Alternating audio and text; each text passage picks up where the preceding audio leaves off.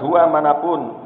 Ia menusuk amat dalam sampai memisahkan jiwa dan roh, sendi-sendi dan sumsum. Ia sanggup membedakan pertimbangan dan pikiran hati kita.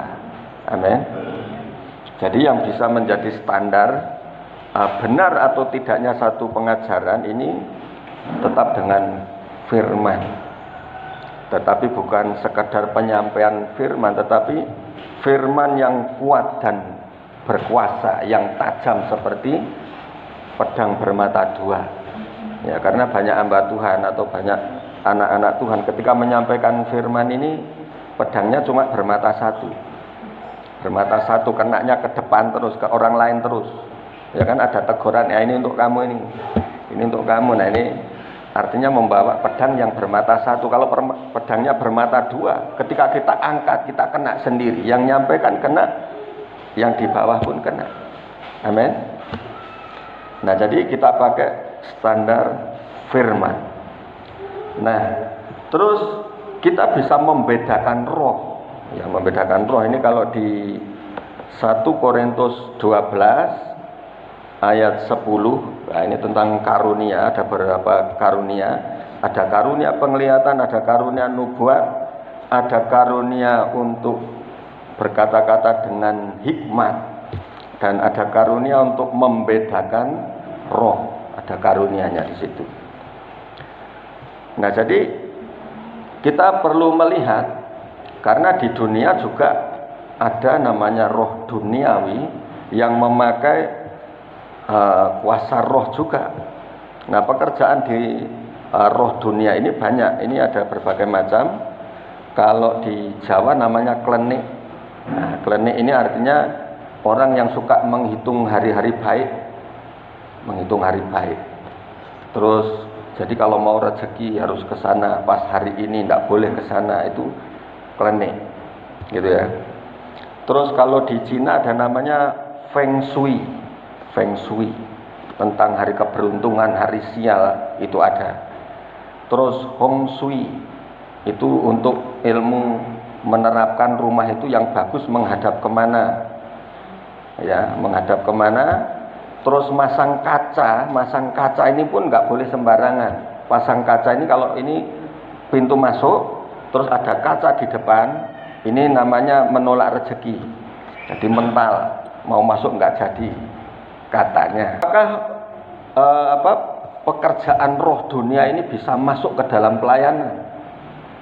Nah, kalau yang pakai kanuragan mungkin enggak, ya kan? Hong Shui, Feng Shui mungkin enggak, karena kita sudah enggak percaya lagi.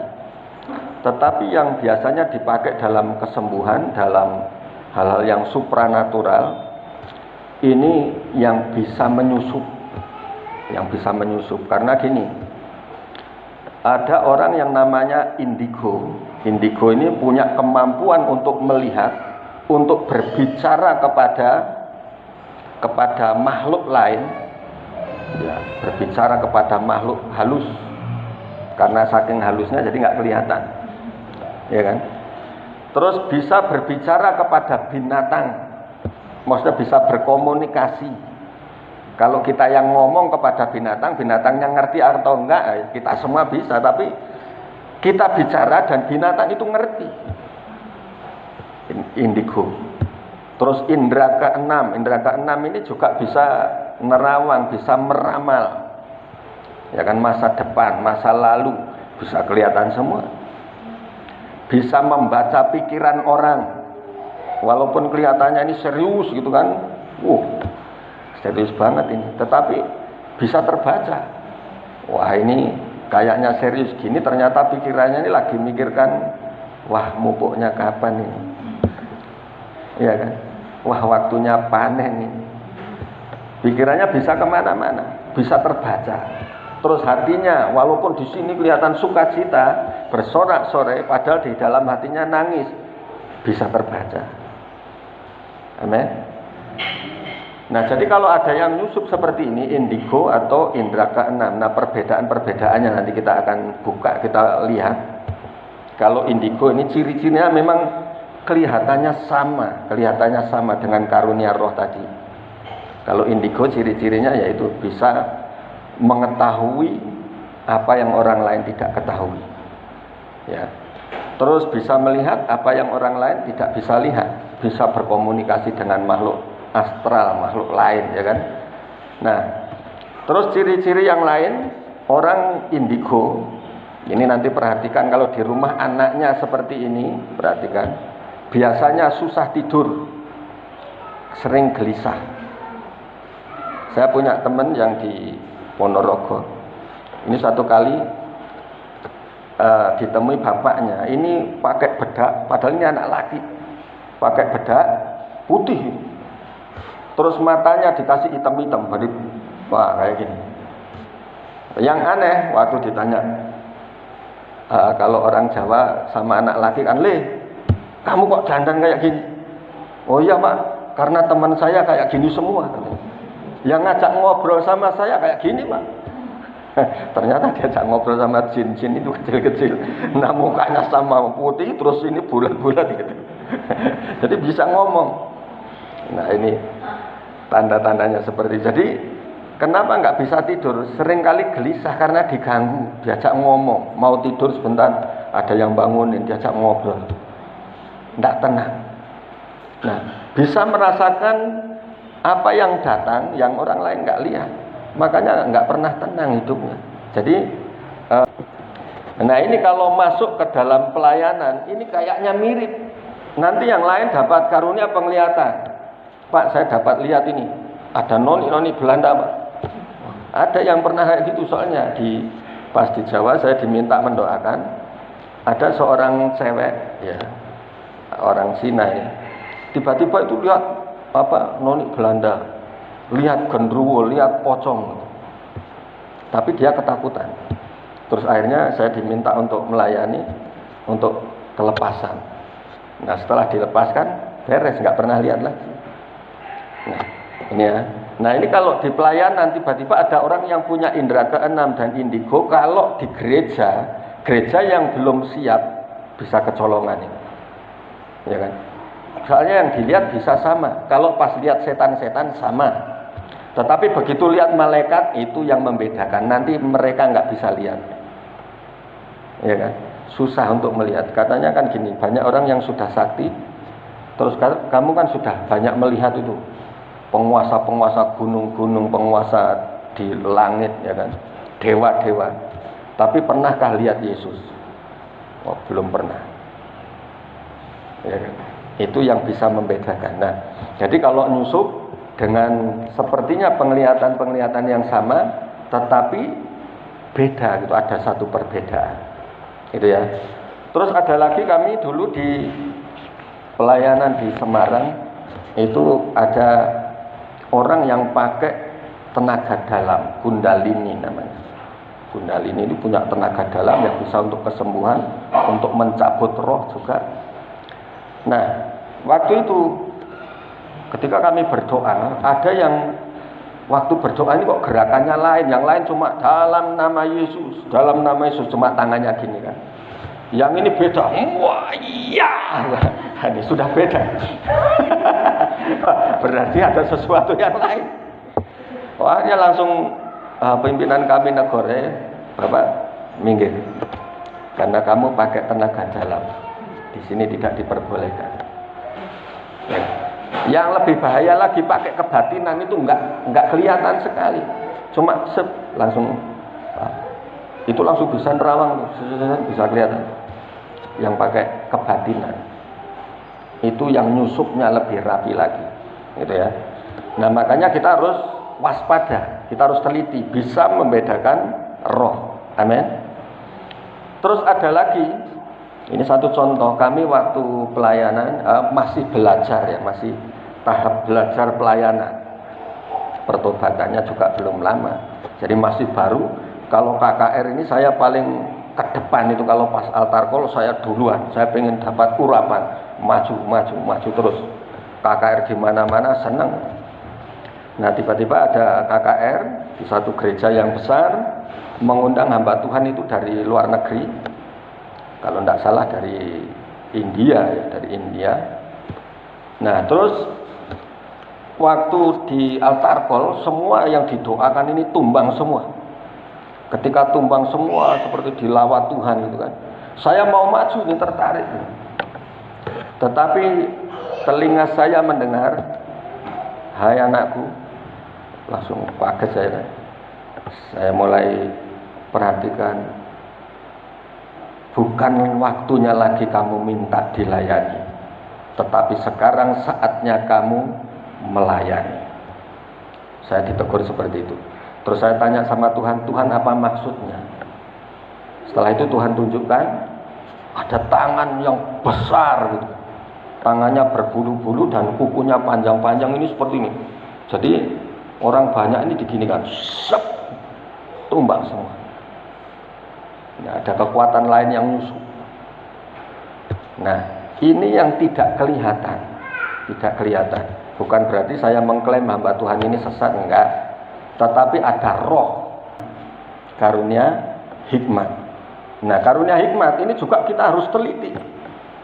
Hikmat yang dari mana? Ya kan, karena di dalam diri kita ada 3 hal. Ada 3 hal. Bisa hikmat manusia. Hikmat manusia ini ya hikmatnya kita sendiri. Karena mungkin pandai, mungkin punya kemampuan lebih daripada orang lain, jenius gitu ya. Itu punya hikmat manusia. Terus ada hikmat yang dari syaitan. Hikmat yang dari syaitan ini ya sepertinya spektakuler, ya kan? Dan juga ada hikmat Allah.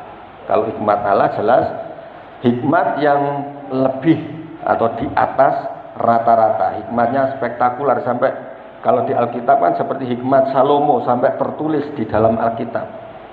Hikmatnya Tuhan Yesus ketika menghadapi ahli-ahli Taurat, ahli-ahli agama, ahli-ahli kitab, bisa menjawab dengan tepat dan tidak meleset sedikit pun. Seperti ketika ada perempuan yang berzina, datang dibawa kepada Tuhan Yesus, diseret kepada Tuhan Yesus. Guru, menurut guru apa yang harus dilakukan? Kalau menurut Taurat Musa, orang yang berzina harus diapakan? Lempari batu. Ya kan? Nah, ini pertanyaan yang sangat sulit untuk kita. Kalau misalnya lempari batu, orang akan protes, katanya Tuhan Yesus ini maha kasih. Ya, kenapa kejadian ini kok langsung dihukum dibunuh? Katanya maha pengampun, ya kan? Bisa salah. Tapi misalnya dilepaskan, kalau dilepaskan melanggar hukumnya Musa. Kalau dilepas melanggar hukumnya Musa, karena apa? Sesuai hukum Taurat, orang yang berzina harus dilempar batu. Nah, tapi hikmatnya Tuhan yang luar biasa seperti ini. Sekarang saudara-saudara, siapa yang merasa tidak berdosa, hendaklah yang pertama melempar batu. Nah, kalau dengan perkataan ini mereka bingung, siapa yang enggak pernah berdosa? Semua pasti pernah berdosa, semua pasti pernah bersalah. Akhirnya batu mereka buang lagi, pergi satu persatu dan tidak ada orang lain kecuali perempuan ini. Dan Tuhan Yesus berkata, mana yang lain? Ya kan? Mereka semua pergi. Dan Tuhan Yesus pun berkata, aku tidak menghukum kamu, tetapi bertobatlah, jangan lakukan lagi dosa yang lama. Amin. Ini perkataan hikmat. Itu satu kata saja, ini bisa mengubah keadaan yang begitu berat. Amin. Nah, setiap kita bisa memiliki roh hikmat ini, karunia hikmat. Nah, kalau punya karunia hikmat, kalau iman, karunia iman itu untuk menghadapi sesuatu yang belum nyata, belum terlihat jelas. Tetapi kalau hikmat, ini bisa untuk menghadapi sesuatu yang terlihat. Amin. Masalah yang kelihatan di depan mata, misalnya soal pekerjaan, soal apa, tanggung jawab apa, ini dengan hikmat. Amin. Nah, terus coba kita baca dulu di 1 Korintus 2 ayat 3. 1 Korintus 2 ayat 13 ya. 1 Korintus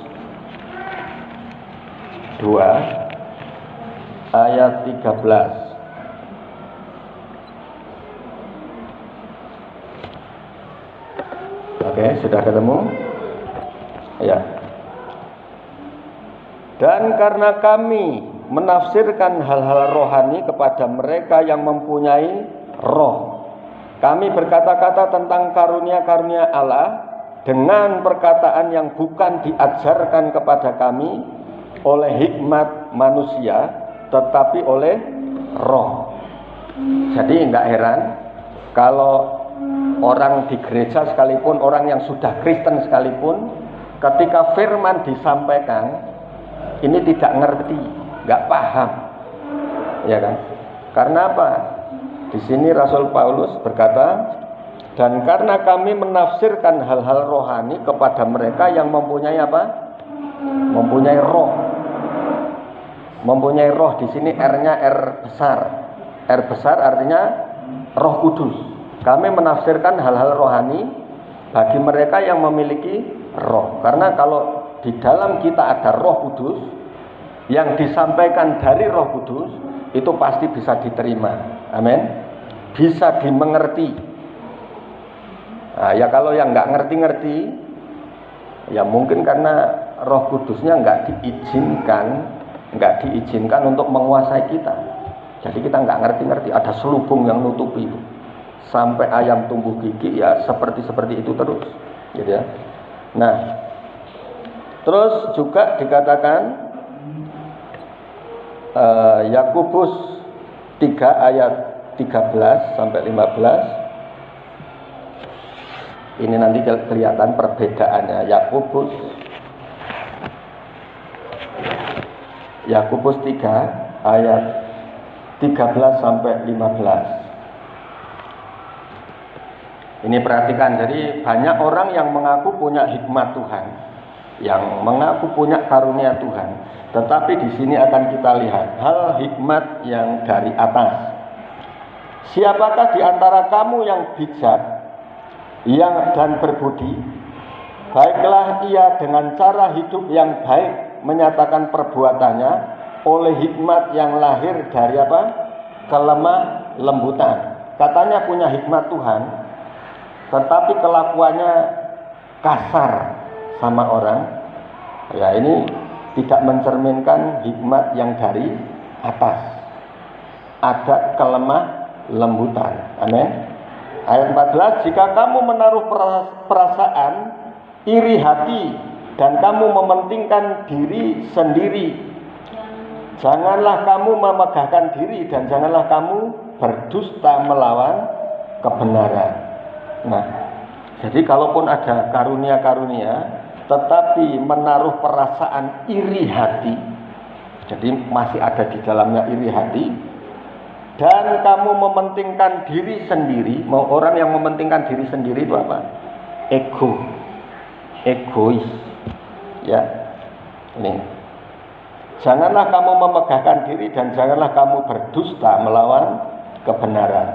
Itu bukanlah hikmat yang datang dari atas, tetapi dari mana?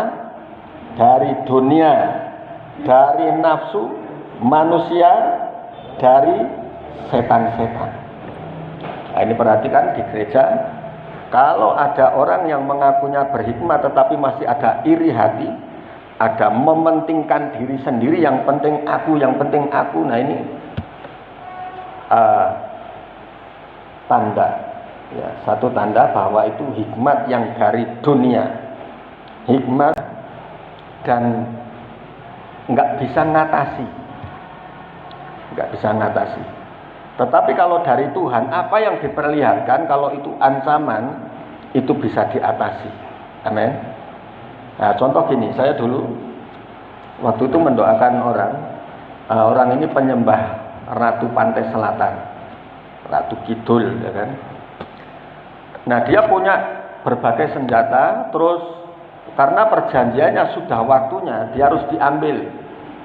Harus diambil, artinya mati, dibawa ke sana untuk jadi budaknya Ratu Kidul ini. Nah, terus ketika sakit dibawa ke orang pintar. Orang pintar yang suka minum tolak angin itu ya. Makanya jadi pintar semua, orang pintar minum tolak angin ya kan. Bawa ke situ. Nah, terus semua ada 5 orang ditanya, jawabannya sama. Jawabannya apa? Tinggal nunggu hari pasaran pon. Kalau di nasional kan nggak ada itu. Wage kliwon legi paing pon. Ya, jadi kalau pon sampai ke pon ini artinya 5 hari. Pon, wage, kliwon, legi, paing, pon lagi. Ini artinya sudah mati besok pon ini. Jawaban dari 5 paranormal sama. Nah, berarti tunggu berapa? 5 hari vonisnya itu. Karena apa? Mau diambil Ratu Kidul. Tetapi setelah kami didatangkan, saya datang ke situ, kami berdoa dan jimat-jimat dilepas, kutuk-kutuk dipatahkan, putus kutuknya, nggak jadi, hari pon meninggal. Kita tunggu-tunggu malah dia sehat. Yang tadinya jalan ngesot kayak suster ngesot gitu ya, tiba-tiba bisa berdiri, keluar sendiri, kencing sendiri, nggak perlu digendong lagi. Amin. Ada perubahan. Jadi kalau dari Tuhan bisa lihat sesuatu dan ada solusinya. Nah, yang repot ini kan bisa lihat tetapi nggak ada solusi, itu malah menakutkan. Ya coba nanti ya, kita semua tiba-tiba kamu besok akan mati. Ketika kamu keluar akan terjadi tabrakan. Kira-kira berani keluar nggak? Pasti wah di rumah saja. Ternyata di rumah pun nabrak tembok, mati ya kan. Akhirnya mati juga. Nggak bisa ngatasi. Tetapi kalau dari Tuhan ada sesuatu yang disampaikan dan itu bisa diatasi, ada solusinya dengan apa? Bertobat. Karena firman Tuhan dikatakan dalam bertobat dan tinggal tenang apa? Terletak kekuatanmu. Amin. Dalam bertobat dan tinggal diam kamu akan diselamatkan.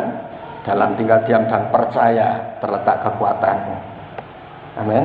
Jadi kalau kita bertobat, Tuhan akan pulihkan, akan sembuhkan, yang sakit disembuhkan. Roh Kudus ini akan dimiliki ketika orang itu bertobat, terima Yesus, dan mulai kepenuhan Roh Kudus itu baru akan memiliki karunia itu. Jadi ada perbedaan. Terus yang kelihatan lagi kalau dari setan biasanya kan pakai syarat, pakai mantra-mantra, pakai apa? Alat-alatnya. Kalau dari Roh Kudus nggak perlu ada sarana-sarananya, cukup dengan berdoa. Amin. Cukup berdoa. Tetapi kalau dari roh dunia ini yang terjadi sangat berbeda. Kadang-kadang tidak berdoa pun tiba-tiba lihat seret kelihatan, ya kan? Nggak perlu berdoa karena apa? Memang sudah ada roh tenung yang membukakan mata rohnya ini. Jadi kalau kita lihat di dalam roh penglihatannya, itu akan kelihatan ininya berlubang, tembus. Jadi keluar masuknya gampang. Nah kalau orang yang nggak pernah ngerti apa-apa, ini tertutup rapat.